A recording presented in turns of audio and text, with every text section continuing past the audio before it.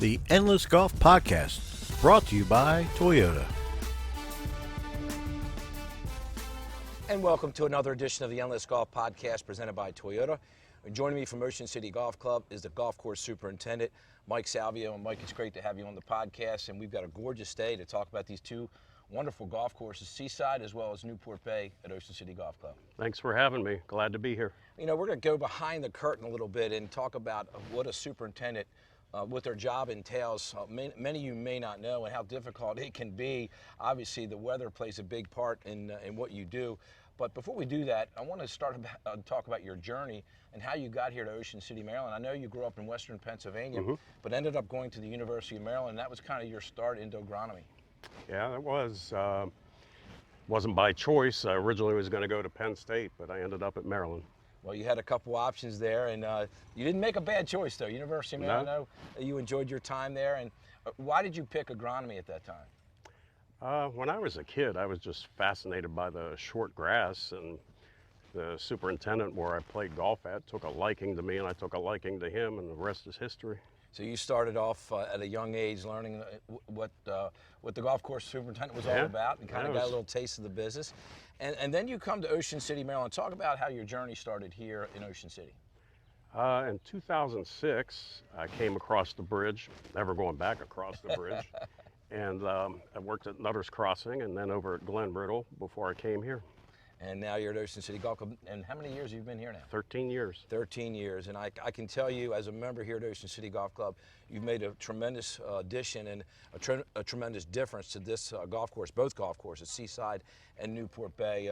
If you haven't played here in a while, these two golf courses are in great shape. And I know you take a lot of pride in what you do. And I really think for golf course superintendents, that's the biggest thing. You really have to care about your work, number one. That's a good start, right? Yeah, it's a labor of love, and I'm fortunate to be surrounded by some really good people.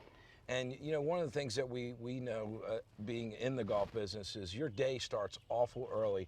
Talk about what time you get up and kind of how you get your day started. I get up about 4:30. I get here, we start at 5:30 when the daylight allows it, because we're so busy that we have to get ahead of play. And if we have one hiccup, then we'd have a problem for the whole day. So we start earlier and stay out of everybody's way. And to me, it's a compliment when somebody says, I don't see anybody out here.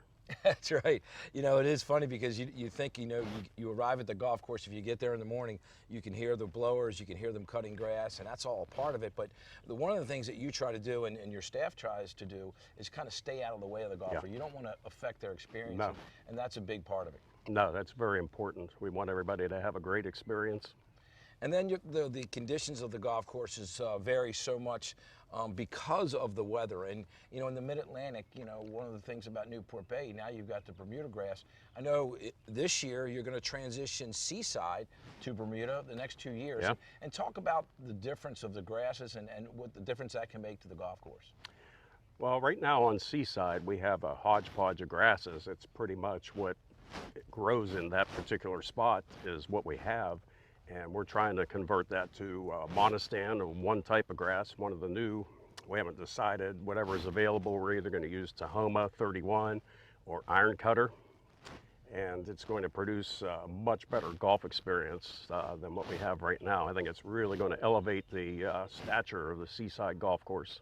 Yeah, that's tremendous. And, like everything else, like technology in the game of golf, whether it's your driver or your golf ball, technology with the grass and growing grass has changed over the years, for sure. Tremendously. I guess with the chemicals and then how you go about things. Yeah, the chemicals are not as persistent in the environment as they used to be.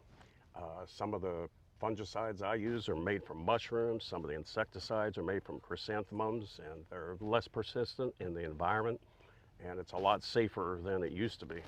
And I guess every golf course superintendent has his own touch. It's kind of like a chef in a recipe, and you get to know your product as well. You know your grass, you know the air, the temperature of where you are, the conditions, and all that. You have to base all that information, take all that information in, and then kind of make decisions on how you're going to handle and manage the golf course. Yeah. The biggest decision that I make on a daily basis is the water management. In the Mid-Atlantic, water management is the most important thing probably that we do. and make sure you put the proper amount of water on the golf course. I mean, it's important. Too much is never good, and if it's not enough, that's a problem for sure. As they say, it's a fine line. And that all changes when it comes to Mother Nature, right? Yeah, she's in control no matter what you do. And one of the other things that you do is you put the pin placements out there. And depending on what kind of mood you're in, and I would imagine that you guys get a kick out of that sometimes when you're having events, whether it's a member guest or some other events, and you kind of get a smile and say, this is going to be a fun pin placement today. We try not to get too crazy. You try not to get too crazy. It depends on the group, right? Well, you do a tremendous job. It's a good time to take a quick break. We'll come back, talk more with Mike Salvio, golf course superintendent, right here at Ocean City Golf Club. So stay with us. And now a word from our sponsor. I love a good adventure, and my friends and family do too. So we all drive Toyotas. Tacomas for my rugged buds, and Corollas for my city crew. And I drive a RAV4 that I take camping, shopping, and basically everywhere else. We all picked our Toyotas because they're reliable and efficient and have amazing resale value, saving us money now and down the road, so we can make every day an adventure. Check out buyatoyota.com for deals and inventory. Toyota, let's go places. And welcome back to the Endless Golf Podcast presented by Toyota. Staying with me is golf course superintendent here at Ocean City Golf Club, Mike Salvio. Mike, just talking a little bit about how your career got started, and we touched on a little bit of the variables that you deal with on a daily basis and really on an annual basis, because not only does the weather change, seasonally and daily, obviously, but yearly. So one year it might be drier than others. There's a lot of variables when it comes to being a golf course superintendent. Oh, tremendous. This is the first year that in the last 12 that has been below normal, and nobody really talks about it, but we're about 7 inches below normal year to date so far. So each year has its own challenge. Yes, and then also, below normal with moisture, with water, and it's been a little cooler spring here as well. Yeah, very cool. And when you're dealing with Bermuda grass, if it's cooler, the Bermuda won't pop as quick. And if you get a warm spring or early summer, that Bermuda will come out. But you overseed, so it does make a big difference as well. Yeah, the tough decision is deciding when to take the ryegrass out of the Bermuda. And we've delayed that decision right now by a couple weeks because the Bermuda is probably 2 to 3 weeks behind schedule. Now, one of the other things that I noticed here, there's a lot of familiar faces on your staff.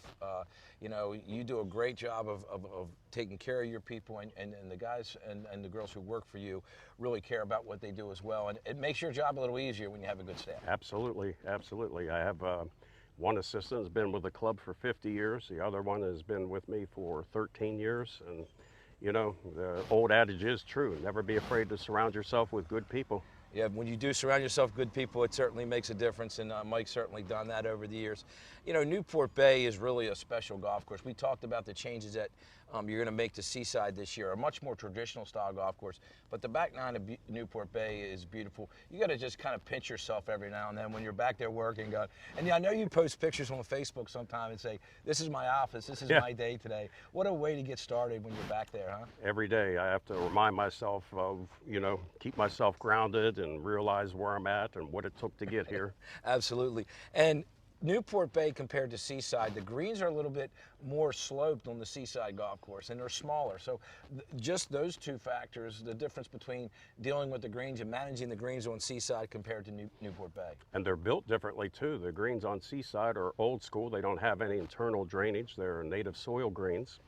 And the greens on Newport Bay are USGA sand-based greens, so it's a challenge. There are two different management regimens on both golf courses. Absolutely, and then the other thing with the slope on Seaside, some of the greens are kind of like this from back to front, and if you get them too fast, they're almost they can be unplayable sometimes. But that's the way that they built them in the old days. They didn't spend money on drainage. They were saving money, and they basically plowed the soil and planted grass.